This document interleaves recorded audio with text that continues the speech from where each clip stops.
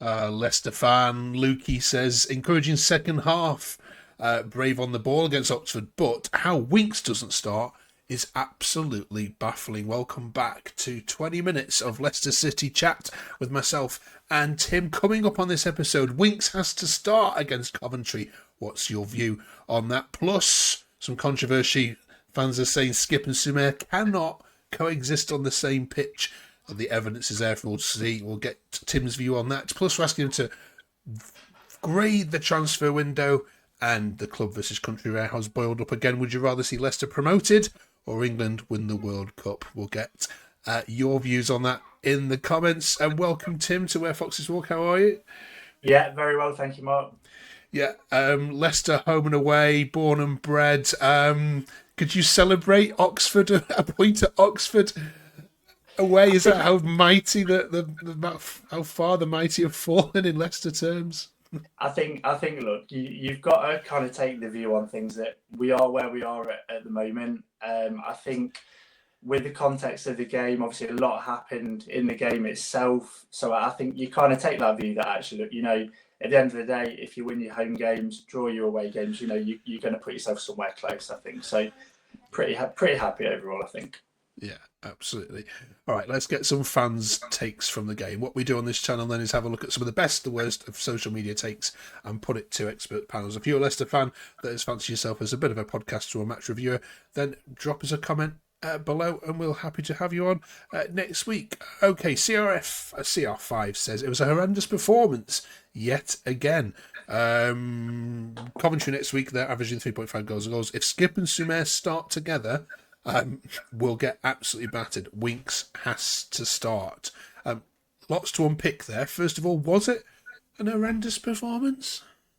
I think certainly first half. I mean, I'd agree with what Cifuentes himself said after the game, which was sort of after a poor first half, he was happy with the reaction that we showed in the second, and I would agree with that because I thought, to be fair, Oxford came out firing on all cylinders. Gary Rowett had the team set up very, very well from the off. They were playing some fearless football. So I would say definitely, look, Oxford played very, very well. I think we had a lot of mistakes creeping in early doors, which has been a common theme, I think. But I think overall, on balance, I think second half certainly with the 10 men and playing from 24 minutes, whatever it was onwards. I think to play with 10 men, come away with a point, I think, it's not that horrendous, but I think there were certain individuals that kind of came out of the game better than others, is what I would say. Yeah, absolutely. Mark says, good to see Winks showing some emotion. Hopefully a line can be drawn on the recent issues because we are a much better team when he's involved. Where are you on Winks? Is all forgiven? Can we put that to one side now, all the melodrama that's going on of potentially not wanting to play? And I think it has to be, Mark. I don't think I can see sort of any other option really, because I mean, Winks himself as a player, I mean, he showed sort of in the previous Championship campaign before we got promoted back to the Premier League, he showed his quality in possession of the ball, his leadership, and you can see quite simply that he is a class above the Championship division. So he's certainly a player that we can't afford to be without. Obviously, there was a little bit of chat sort of in the transfer window that he'd had some offers from perhaps overseas. I might think to move on, but I think he's sort of one of these players that like I said, he is a class above. We can't afford to lose him, and so I think, in my opinion, we need to keep him on side at all costs. In my opinion. Yeah. Where do you think the rest of the fan base are? Is there still some division? I mean, I'm still reading a couple of fans saying no, he's unforgivable. His attitude's been poor. Can you still understand fans feeling like that? 100%. And I'll be honest, I've got a foot in each camp for certain. But I think you get to a point whereby you've got to let bygones be bygones. You've got to draw a line in the sand, because I mean, he showed coming on at half time. That second half performance was first class, and like I said, we need him starting. So I think you've kind of got to look at things and look. did he approach the situation in the right way under Van Nistelrooy last season? Possibly not. But, like I said, you have got to get to a point, I think, where you draw a line in the sand, because otherwise, we've got a player of that calibre that is in the squad, but we're not playing him, and it just doesn't make sense to me. But I can understand the frustration from kind of both fan camps 100%. Okay. Now, of course, the win at Birmingham kind of skirted over this next issue a little bit, but it's so clear to most fans now that I think this combination of Skip and Sumer just doesn't work. Do you agree? I do, yeah. I mean, they've shown glimpses. I think individually, I mean, Samari sort of came in as this sort of player that I think everybody thought was going to sort of be a sort of follow on from Ndidi and kind of almost complement him when we had Ndidi at the club. Obviously came in on the crest of a wave, obviously winning the league title in his own in France. So I think there was a lot of high hopes for Samari, and he's kind of shown little glimpses of that, but unfortunately just hasn't shown the level of consistency. He goes from the sublime to the horrific in the same match, and I just don't think you can afford to have that sort of inconsistency in the team. And I would kind of say the same thing for Skip in a way, in that again he just, I don't know, he just doesn't seem to cut the mustard in my opinion, and I think it's not necessarily they can't play together. I just don't think they're good enough of the time to kind of perform in that role, in that formation, which is obviously where Winks comes in this whole kind of conversation around, look, why is he not playing when you're looking at what we have got playing, and that's kind of, I think, what kind of adds fuel to that fire as well, in that, we've got Winks sitting there. He's better than both of them probably combined, but he's just not playing. So yeah, no, I would agree. I think, we've got a better player there that could play. Any issues with red card before we move on? No, I don't think so. And I mean, obviously, this was a huge bone of contention, and I think, from looking at the fan reaction, sort of from the Leicester fans, obviously there's two camps again. Some saying actually, it should have been a yellow. Others saying it should have been a red. I mean, Cifuentes himself again said that it was definitely a late tackle. Obviously, he's not going to be drawn to say what his true feelings about it were. But I think in today's game, I just think the speed that he flew into the challenge and sort of displayed that sort of almost recklessness and rashness, I just think in today's game that you can't do that. So for me, as soon as the tackle went in, you look at it and think that's probably going to be a red. I mean, I don't think the reaction from their players helped the referee. In my opinion, I mean, I think the whole there 11 on the pitch were round the ref, which, I mean, that's another conversation to have, isn't it? But yeah, I think for me, I can see why the ref made the decision he made. Okay. Right then, let's leave the Oxford result there. If you're just joining us, we're growing a nice little community here. Do drop a quick subscribe. There's loads of other great Leicester content out there, which we listen to. Blue Tinted Glasses and so on. Go and follow them as well. But Tim Valery of course on Twitter as well. You can follow Tim in his descriptions below. Right, the M69 derby then is where we turn our attentions to next. It's fair to say it's probably not the most heated derby we've got in the Championship. First of all, where do you sit with your dislike of Coventry? I mean, is it fierce?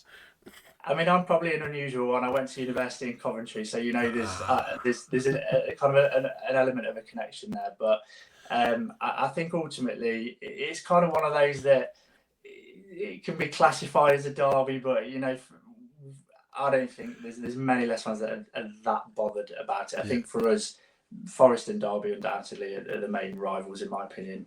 Yeah. Yeah, you sooner beat Derby than you would Coventry later on.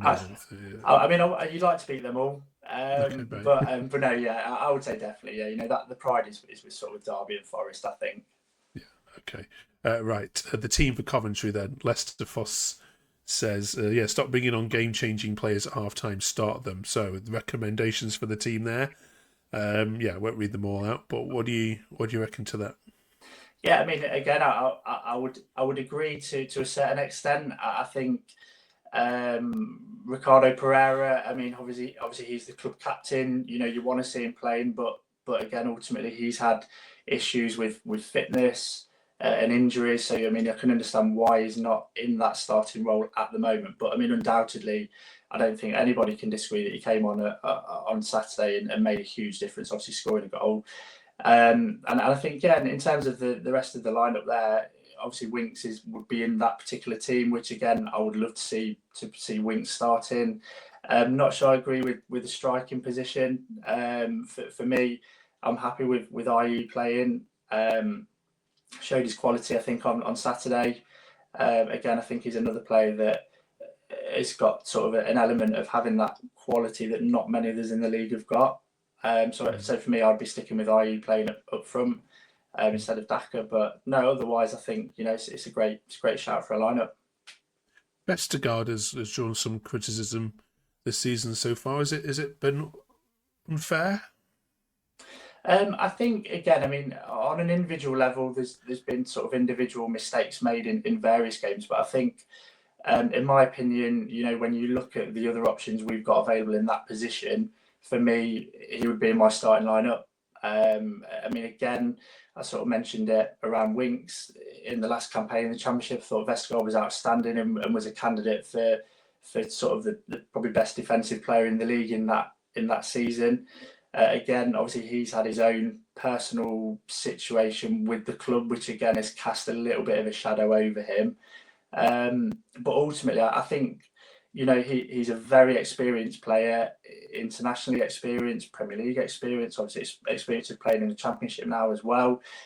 So for me, certainly, I would have him starting, and I think the criticism on him is probably a little bit unfair to answer your question, Mark, because like I said, he brings that element of leadership, which I think you need as many leaders in your team as you can. All right. Right. Next week, then we'll look back on the Coventry results. So join us for that. Before we finish this week, since we last recorded, the transfer window has slammed shut. So just wanted to get your view, Tim, on if you were to grade it in terms of 10 being it couldn't have gone any better to 1 being that was a disaster. Where would you place the business the club did? Left it late a bit. Yeah, no, I'd agree, Mark. I think. Probably going into the final week of the window, I would have been grading it a lot lower than I would overall. Just in terms of obviously we've got a lot of players at the club that I think still need moving on, and we need to bring some fresher players in with the right attitudes and desire to play for Leicester City. But I think overall, I mean, I would probably rate it. I don't know, maybe a 7. I think, like you said, the late flurry of activity, bringing in sort of Ramsey, Carranza, and James. I think great signings. Obviously, I know Ramsey didn't cover himself in glory at the weekend, but I'm certain you can't judge a player just on that. I'm certain he's got quality to bring. But I think overall, I would say a solid 7. I think if we'd have shifted a couple of other faces, I'd have rated it higher. But overall, yeah, not too bad. Better than I thought it could have been. Safe to say. Better than it was looking. Brilliant. In the comments, then let us know if you agree or disagree with Tim. Would you put it higher or even lower than that? And finally, the debate we're having this week is the international break has, of course, risen that question on some forums about would you rather see Leicester promoted or England win the World Cup. So here's the scenario, Tim. I can give you one of these events. I can give you a playoff final at Wembley. You can beat Derby 3-0 and get promoted back to the Prem, or a month later you can sit and watch England lift the World Cup. What would you want? I would say undoubtedly watching England lift the World Cup. I know there's obviously this huge debate, isn't there? Like you said, Mark, around club versus country, and I'll probably, whoever listens to this will probably I'll probably get some pelters. You can hear the comments now, yeah. Yeah, exactly. But I think ultimately, look, we've came very, very close to winning competitions under Southgate recently, which it lifts the country, doesn't it? And I think overall, as football fans, whether we're Leicester or Derby, Forest, what could be better than England reigning supreme and winning the World Cup? So for me, I would definitely say that I'd love to see that in my lifetime. Okay. I wonder how many Leicester fans will get in the comments agreeing, right? Let us know if Tim is the only Leicester fan that would not take that promotion. Right. Thank you very much, Tim, for this week. We really appreciate it. Enjoy the game against Coventry. We'll see that on TV, won't we? I think next Saturday lunchtime. So we'll put our feet up and watch that. Thank you, Tim. And we'll see you, hopefully, back in 7 days' time. Drop us a quick subscribe. It's 20 minutes of Leicester chat. You can download it on Monday morning and listen to it on Spotify, or you can wait to watch it on YouTube at 6 p.m. that same evening. Thank you, Tim. Thank you very much for watching. Cheers.